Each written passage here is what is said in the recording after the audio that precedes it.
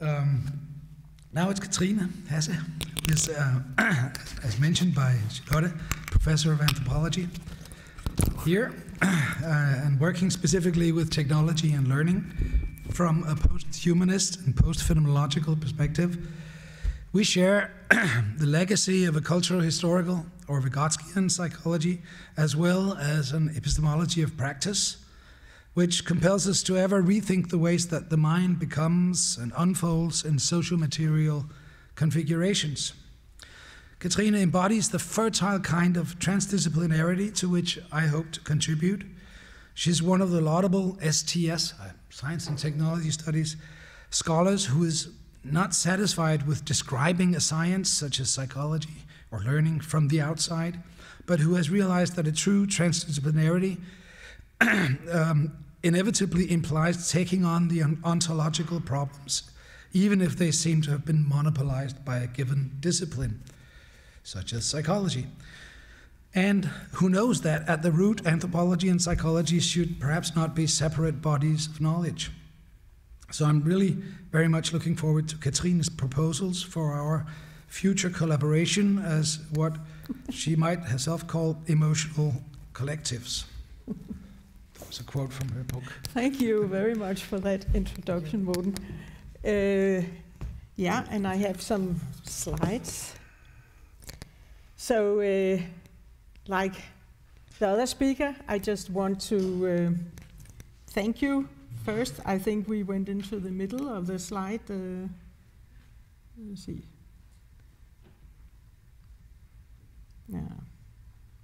Yeah.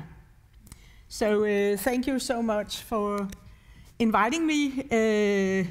It's always a great opportunity to talk to colleagues and be forced to read their work, because normally we simply don't have enough time to read each other's work and to discuss. And I have to say, Morten, I did need some time to read your book. Like Paul Stenner was indicating, it's a very rich book with a lot of concepts. And I was also on somewhat unfamiliar ground, because I have never worked with therapy or addiction or any of these things. And I could also see that there are some issues in psychology that I don't know as an anthropologist, but that I learned about. But at the same time, I felt as I was on very familiar ground. Because here is how Morten has described himself to me. Now it's, yeah. A hybrid researcher, a post-psychologist also studying anthropology. I think Charlotte forgot that in her talk, but he's also referring a lot to anthropology. And he works with technologies in a broad sense. And he's also engaged, like myself, in a lot of interdisciplinary and, as I shall argue here, even transdisciplinary work. And here's how I will describe myself. I am an anthropologist, but I've also been studying cultural psychology for as long as I can remember. And at the same time, like Morten, I've been engaged, as I said, in science and technology studies. And I'm also a program director of a very interdisciplinary research program. So in my daily life, I have encountered a lot of the people that Morten is talking about from my research work. And in this group, we have, which is called, the program is called Future Technology, Culture and Learning. We have been looking also at the relation between culture and learning and technology.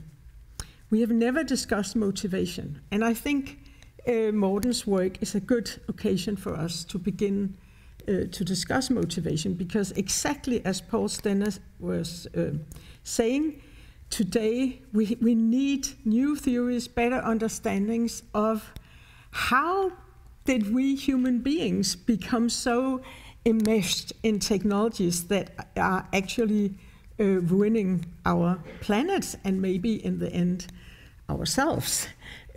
What motivated the technologists to make their technologies? I began my career as an anthropologist asking the question, what motivates physicists to study physics? And now I'm working with engineers, and I'm still interested in what drives people from their very, you could say, all of us, very narrow point of view, everyday life.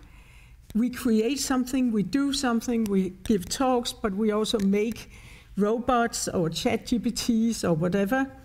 And then something happens out in the world. And we have no idea often of the wider effects of the text we produce, the word we say, and the materials we also create.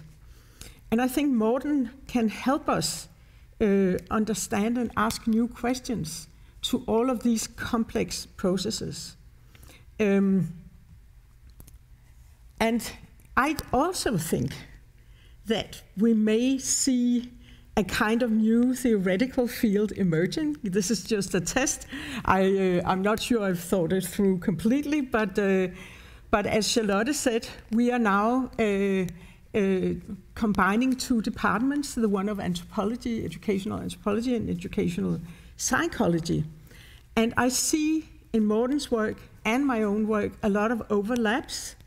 They will never merge completely, and I will try and explain something about why, but in this new field that I can propose from Morten's book, we see new questions arise that we can use theories like rearticulating motives to explore together. And I have three topics, and as we have already heard, I could have chosen maybe 100 other topics from Morten's book, but one of the things where I see we have an overlap in interest is in trying to understand also from an anthropological point of view the psychology that drives people. And here I will point to the anthropological interest in cultural diversity, which Morten is not talking so much about, but it is there embedded also in the Vygotskian tradition that I also will count myself as part of. But then anthropologists have actually also studied motivation, and I've been inspired by some of those anthropologists who did that, and they created theories about cultural models that Morten and I can also discuss and criticize together. And then anthropologists have also been engaged in understanding the notion of material anchors. And Morten and I have already begun to talk about texts as material anchors. And as a material anchor, I will say Morten's book is a heavy one. It's a heavy anchor. But as I said, there are many anthropologists that sort of cross over to psychology. And in Morten's book, we find a number of them, but not all of them. Gregory Bateson is inspiring both Morten and myself. Not so much in Morten's book, Jean Lave, but I think we all know her here at DPU. Ed Hutchins, also a famous anthropologist who has been working with psychological theories. But then there's also Roy Andrade from San Diego, the same place as another common denominator from Morten and me, which is not referenced so much in the book either, Michael Cole, and his laboratory for comparative human cognition, where I was also studying many years ago. Tim Ingold is another anthropologist I will count into the cross field of psychology, even though he very vehemently distances himself from psychology. So we could discuss that too. And there are many, many of these things we can go on discussing, Morten. But first of all, I want to discuss also the Vygotskian influence in all of this, because of the people I mentioned before, many of the anthropologists have been drawn to Lev Vygotsky's work. And I think for a reason, because he is one of the psychologists that actually opens up the questions of cultural diversity for us in a very, very basic way. And I can't go into that now, but I've written myself quite extensively about that, and I've been very inspired about that in my work, and I found new inspiration here through the topic of energy that Paul Stenner was also mentioning.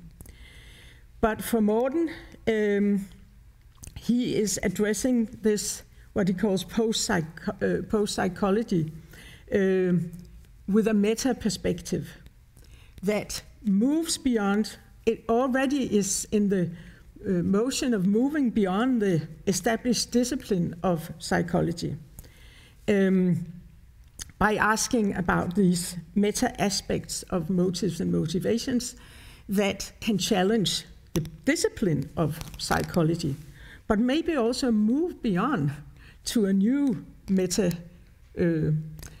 way of understanding, a new kind of discipline that might be emerging. And in this new discipline, I would say cultural diversity should play a larger role than it does in your book, and it could be interesting to discuss that further, how psychology and anthropology together can help us understand the diversity of human nature. I also think this, I was just looking for an example in anthropology of addiction on this cultural diversity, and I'm not an expert on this field at all. I don't know this field of anthropology either. But Joshua Borroway has been writing about addiction and has also argued that there are different ways of understanding addiction across cultural settings. Lad os se, skal lige have den til at skifte her. And just one very old example here is Dwight Heath's work from '58, where he talked about alcohol consumption amongst a group of people that call themselves Kamba from Bolivia. And here people, and there are many, many, many other examples in anthropology of these things, adults would very frequently drink a lot of rum and become so drunk that they became even unconscious. But nobody would ever call them addicts, you know, because this was part of their embedded social and cultural value system. So addiction was not a term that existed. And that is a meta-perspective that points back to also the cultural aspects of motivation, which points to diversity. And Morten is mentioning a lot of the anthropologists who actually work on these issues, but a lot more could be done, I think, looking at the diversity in the cases also of Nancy Shepherd-Hughes and Bourgeois and Stephen Paul Willis and Emily Martin that are mentioned in the book. So that could be a road that we could also pursue, but I don't really work with this topic, so I will maybe also stick to my technology field. But I do think it's theoretically very interesting to explore a field of motivation between anthropology and psychology. And I think there's already a lot of work that does that. In the socio-cultural historical activity theory framework that Morten calls SHAT, how do you pronounce it? SHAT or SCAT? I'm not quite sure. We have many examples also referenced in Morten's book, but there are also some that are not referenced in your book that again also point to the diversity aspect, I think, but also to how motivation is connected to learning, which is my personal interest in a lot of this work, cultural learning processes. I am not without a critical approach to the theory of cultural models that my colleagues, Roy Andrade, Dorothy Holland, Claudia Strauss, Naomi Quinn, all very famous in anthropology for their work on psychology issues. I can criticize it a lot, but I'm not going to do that here now. I'm just saying it's worth to have a look at that as well. I look at what they were arguing, because it differs from the kind of activity-driven motivation that Morten is discussing in his book. Because it's basically also about how learning creates our motives for agency. And if we think about it, like with the example of the Camber, but also many, many other anthropological examples, we can see that we are also cultural beings. Our motives for creating a technology, for throwing out plastic in the sea or whatever, are informed by learning processes that might naturalize the agency that we have in the world. And this, of course, could be also reflected upon through a meta-perspective that called forth all these self-evident assumptions that we take for granted. And I can give you lots of examples of this, but I don't think or maybe I have time, just for one example. I have time.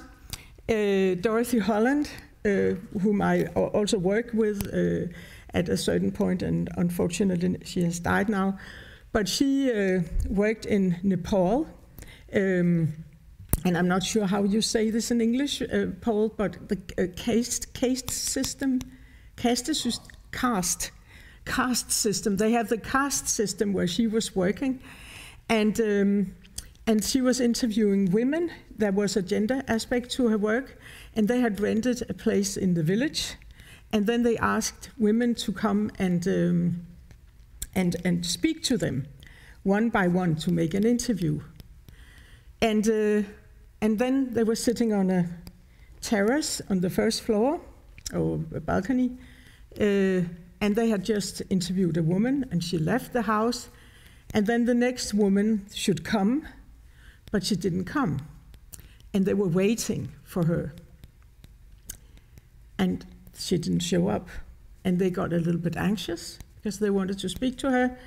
And all of a sudden, they hear a strange sound from across the balcony.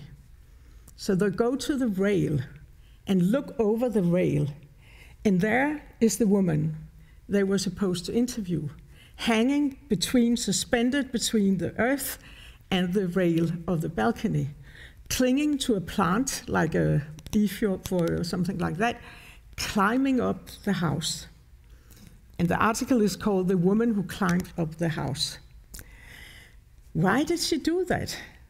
They are very scared that she will fall down. They reach out, they get her up, and she brushes her clothes and says, "Oh, thank you for inviting me, thank you." And they're completely puzzled. And then they ask her, "Why didn't you go in through the door?" And she says, "But I couldn't. I'm from the wrong caste. I'm not allowed to cross this doorstep. You know that." So motivation to climbing up a house can be so bodily embedded and so self-evident that you don't even think about doing something strange. But for her, it wasn't strange. It was a logical thing to climb up the house because she was met with these new demands that she couldn't cope with otherwise. So in that sense, motives and motivations are deeply embedded in our bodily being in the world, you could say. And that's a little bit different take on motivation than the one that we are presented with in the book by Leontiev, for instance, where you have a student, you see a student reading a book, which is obviously an action, and there's also a bodily operation and all that. But what is the motive for read? I mean, you read the book, but what is actually going on here? And then Leontiev is saying, tell him the book is no longer on the syllabus. If then he puts it down, it's because his motive was just to take the exam. He never intended, he was never motivated by the book itself. It was the exam, the meta motive here, so to speak. But Nissen does something with that is much more interesting, I think, than Leontiev, and creates this into a new theory of how to actually work with these meta motives, not just taking them for granted in the activity system. But that also touches upon another aspect of Morten's work about how he's also very concerned with students should read text, even though they are difficult and theoretically difficult. They should read sociocultural historical activity theory, for example, or other kinds of theories. And we already talked about the boundary objects as a new theoretical approach, where Morten transforms it into boundary objectivity and all that. But for the cultural models and motivation, it's a completely different understanding in a way of what a motive and motivation is, because they are very much tied to learning and then building cultural organizations of knowledge. That's how they call it. And but they are equally formed in practices and doing. So there are overlaps all the time, even though there are differences. And we can continue, Morten, discussing these aspects in our new double department here. Yeah, and they're also not so rigid that they say that a cultural model is something we just follow like robots. Humans are not robots, and this theoretical approach is good at explaining why not. Because they say they have directive force, but they don't make us cultural dopes. And directive force then can be analyzed in many ways, because, for instance, Claudia Strauss has made an article called "What Makes Tony Run?" And that's about studying among blue-collar workers in the States, and how they are informed by the American dream of getting ahead. But they don't get ahead, because a lot of structural things are keeping them down. But they're still informed in their talk and their understanding of themselves about this dream of getting ahead. But to some extent, they have also, in a way, given up the dream of becoming millionaires. They know they can't become millionaires because they're just factory workers. But the American dream then has directive force for them in other ways. For instance, for Tony here, who runs the marathon. He wants to win. So the American dream of winning and becoming the first and the best is still, Claudia Strauss is arguing, deeply embedded in these blue-collar workers, even if it's not about fulfilling the dream of becoming millionaires. And there are directive forces in many other cultural models according to this particular framework. And then The last thing that I wanted to point where we have a common place to explore would be texts as collective material anchors. You're not just touching, you're exploring that in your book from a very interesting case of the poetry, reading and writing in the U-turn, which Morten explained before, where real people, some of them with problems of addiction, are engaged in rearticulating motives. And they read Walt Whitman, at least he's quoted in the book, and then they also write their own poetry and use that as a lever to explore collectively their situation and their self. And this is what Morten calls aesthetic documentation, AD.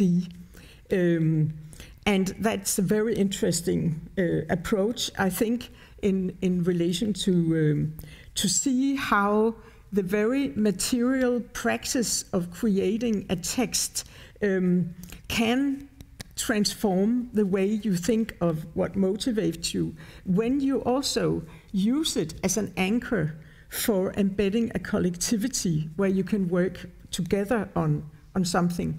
And I've actually tried to do that, but not with aesthetic documentation, but simply with pictures and models of material artifacts. When I make projects, I want the people in the project to feel we have something in common, but I also want us to explore what we have in common.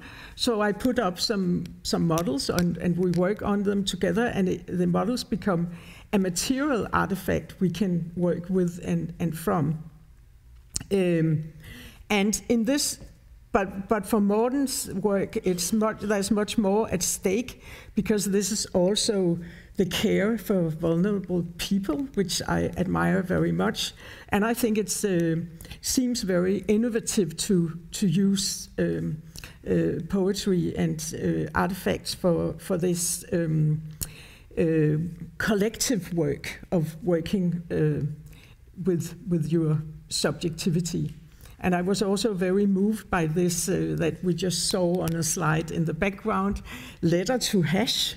I have it in the Danish version here, unfortunately, but and I'm not sure I can translate it, but it's something a person wrote on a whiteboard in the room where they're meeting to read poetry, and I think it's hanging there day after day, because it's also becoming a material anchor for understanding how you can actually address hash, even with a letter, and you can materialize it as something you can share with others, your reflections. And I think that's a very good example of this creation of collective metamotives.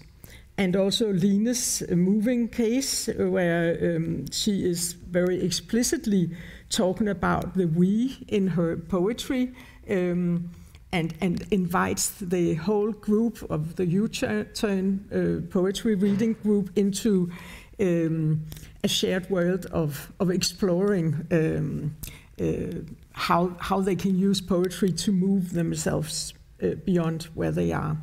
So in that sense, these texts, to come back to anthropology, can be seen as material anchors, and Morten's also touching upon that, but much more could be done in that respect. And here I was inspired by Ed Hutchins' work that talks about material anchors and says that if conceptual elements are mapped onto a material pattern in such a way that the perceived relationship among the material elements are taken as proxies for the relationship among the conceptual elements, then this material pattern becomes a material anchor. But he doesn't explore the collectivity of this process. And I think that's another point we could move on to together, because also in anthropology, collectivity is more or less often taken for granted. Whereas if we put psychology into the equation, we have to understand what creates a collectivity, also through, for instance, learning. So these are some of my visions and wishes for the future, Morten, that your book has sparked in me, and I see an emerging field, as I said, even in our department, and a lot of very material anchors are already out there, and not least your book. Congratulations.